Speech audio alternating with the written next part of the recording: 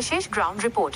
बंगौली चौराहा अग्निकांड के बाद छलका फायर विभाग का दर्द। एसआई पंडित बोले, तंग गलियों में हम हो जाते हैं बेबस, धधकते घरों को बचाना हुआ नामुमकिन।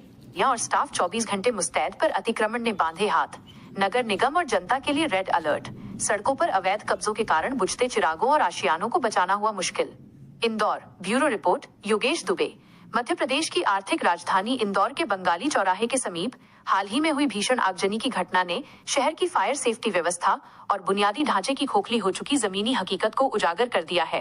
इस दुखद हादसे के बाद लक्ष्मीबाई नगर किला मैदान स्थित पुलिस फायर स्टेशन की कार्यप्रणाली और उनके सामने आने वाली चुनौतियों को लेकर प्रदेश खुलासा ने वहां पदस्थ SIRC पंडित से एक लंबी और विशेष चर्चा की। चुनौतियों का पहाड़, दूरी और समय की जंग। SIRC पंडित ने बताया कि बंगाली चौराहे पर आग लगने की सूचना मिलते ही लक्ष्मीबाई नगर स्टेशन का पूरा अमला युद्धस्तर पर सक्रिय हो गया था। स्टेशन से घटनास्थल की दूरी काफी अधिक होने के बावजूद फायर फाइटर्स ने महज 1 घंटे के भीतर गाड़ियां तैयार कर मौके पर मोर्चा संभाल लिया। हमारी टीम ने आग की लपटों के बीच पहुंचकर उसे काबू करने की अपनी पूरी क्षमता से कोशिश की, लेकिन दूरी और ट्रैफिक हमेशा हमारे समय के दुश्मन बन जाते हैं। लक्ष्मीबाई नगर स्टेशन हर पल एक्शन मोड में। स्टेशन की आंतरिक तैयारी और क्षमता पर प्रकाश डालते हुए उन्होंने बताया कि संसाधनों की कमी नहीं है, बल्कि बाधाएं बाहरी हैं। Any time ready. Laxmibai Nagar station पर हर समय 5 से 6 अत्याधुनिक फायर टेंडर गाड़ियां पानी और फोम से लैस होकर तैयार रहती हैं। अनुभवी स्टाफ। प्रत्येक गाड़ी पर 5 से 6 जांबाज स्टाफ सदस्यों की टीम 24 घंटे अलर्ट मोड पर रहती है, ताकि शहर के किसी भी कोने से डिस्ट्रेस कॉल आते ही पलक झपकते ही रवाना हुआ जा सके। प्रशासन और जनता को अंतिम चेतावनी, घरों को बचाना हुआ नामुमकिन। चर्चा के दौरान SI पंडित का सबसे बड़ा दर्द और आक्रोश शहर के अनियोजित विकास और अतिक्रमण को लेकर छलका। उन्होंने कड़े और स्पष्ट शब्दों में प्रशासन को चेताया। 1. अतिक्रमण की मार। इंदौर की कई कॉलोनियों की गलियां इतनी तंग और संकरी हो चुकी हैं कि वहां बड़ी फायर गाड़ियों का घुसना तो दूर मुड़ना भी असंभव है। ऐसी स्थिति में हम आग बुझाने में पूरी तरह असमर्थ हो जाते हैं। जब हम मौके पर पहुंच ही नहीं पाएंगे तो धधकते हुए घरों को आग से बचाना पूरी तरह नामुमकिन हो जाता है। 2. सड़कों पर अवैध कब्जे। लोगों ने अपने घरों के बाहर फुटपाथ, ग्रीन बेल्ट और यहाँ तक कि मुख्य सड़कों पर भी गमले, रेलिंग और निर्माण करके अवैध कब्जे जमा रखे हैं। पंडित जी ने 2 टूक कहा कि नगर निगम को इन अतिक्रमणों पर तत्काल बुलडोजर चलाना चाहिए, वरना किसी दिन बड़ी जनहानि तय है। 3. सुरक्षा अपील। भीषण गर्मी को देखते हुए उन्होंने व्यापारियों, स्कूल और अस्पताल संचालकों से अपील की कि वे अपने फायर उपकरणों की जांच करें। अधिक मात्रा में गैस सिलेंडर या ज्वलनशील पदार्थ, केमिकल्स, प्लास्टिक का भंडारण किसी भी बस्ती के लिए टाइम बम साबित हो सकता है। प्रदेश खुलासा की विशेष संपादकीय टिप्पणी। जब कोई घर जलता है तो हम सबसे पहले फायर ब्रिगेड की देरी पर सवाल उठाते हैं, लेकिन क्या हम कभी अपनी उन गलियों को देखते हैं जहां हमने खुद अतिक्रमण करके मौत का रास्ता बुना है?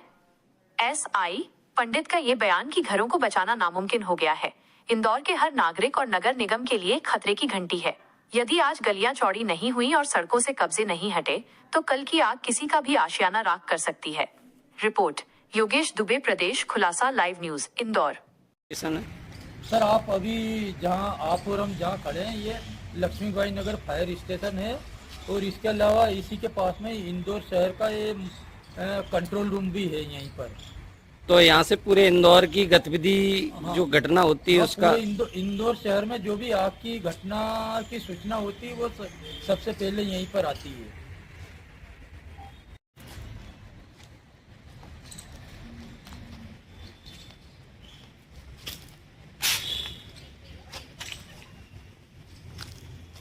इसमें लगभग कितने लोग बैठ जाते हैं इस गाड़ी में? 6 लोग बैठ जाते हैं सर। अच्छा। एक ड्राइवर के लिए होता है, उधर इंचार्ज के लिए, और 4 आदमी पीछे बैठते हैं। जब कोई गाड़ी जाती है तो 6 लोग साथ में जाते हैं? जी। गाड़ियां हैं, आगजनी की घटना होती है तो इनमें कितना पानी आता है? अलग अलग प्रकार की गाड़ी में अलग अलग पानी आता है। ये जो गाड़ी आप देख रहे हैं इसमें 4,500 लीटर पानी आता है, वाटर टेंडर बोलते हैं। और ये फोम टेंडर है, इसमें 5,000 लीटर पानी आता है, प्लस फोम भी है इसमें। और एक और फोम टेंडर होती है हमारे पास, उसमें 8,000 लीटर पानी आता है। सुरक्षा की दृष्टि से जैसे हॉस्पिटल हो गए, स्कूल हो गए, फैक्ट्री हो गए, तो उनमें क्या व्यवस्था होनी चाहिए? इन सबके लिए एक निर्धारित कुछ नियम भी है। उस नियमों अनुसार कम से कम मिनिमम हमको फायर सेफ्टी के साधन रखना ही चाहिए। दुकानदारों को कुछ एक्सटिंग्विशर वगैरह रखना चाहिए, हॉस्पिटलों में एक्सटिंग्विशर होना चाहिए। इसे ही उद्योगों के लिए भी फिक्स नियम भी है हमारे कि कुछ मिनिमम फायर इक्विपमेंट होना ही चाहिए। जैसे कई जगह है ना इस टाइप के है ना फायर की व्यवस्था नहीं रहती है, तो आपकी तरफ से क्या कार्रवाई की जाती है? हमारी तरफ से तो फिलहाल इंस्पेक्शन के हमको तो अधिकार नहीं है। ये नगर निगम से हमारी टीम जाती है, वो नगर निगम ही एनओसी देती है जी। लगातार आगजनी की घटनाएं हो रही हैं, गर्मी में बढ़ जाती हैं, तो इस पर आप क्या कहेंगे? गर्मी के दिनों में तो वैसे आग यानी कि प्रतिवर्ष का रिकॉर्ड है कि आग लगने की जो घटनाएं हैं बढ़ जाती है।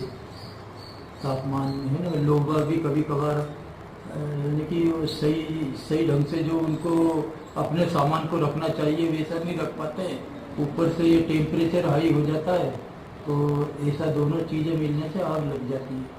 सर, अभी जिस तरह से आगजनी की घटना हुई, कार में विस्फोट हुआ और 7 लोग मर गए, इस पर आप क्या कहेंगे? तो इसमें अब देखिए, आप देख ही रहे होंगे कि है ना, वहाँ पर कुछ विस्फोटक चीज़ें भी थी, लॉक नहीं खुल रहे थे, रास्ता भी सकरा था। हम तो 4:01 को हमको सूचना मिली और हमने 4:01 पर ही गांधी हॉल फायर स्टेशन को बता दिया था, और वहाँ से ऐसा करीब 4:19 पे हमको ऐसा बताया कि गाड़ी पहुँच गई है।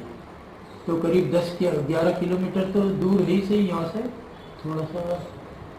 नगर निगम एनओसी देता है, तो इसमें कौन सा जो नगर निगम में विभाग रहता है वो करता है ऐसा? सर, फायर शाखा नाम से एक विभाग है वहाँ पर, और वहाँ पर फायर इंजीनियर बैठते हैं, उनकी ओर से अनुमतियाँ दी जाती है। आपका परिचय? सब इंस्पेक्टर रूपचंद पंडित, फायर सर्विस इंदौर।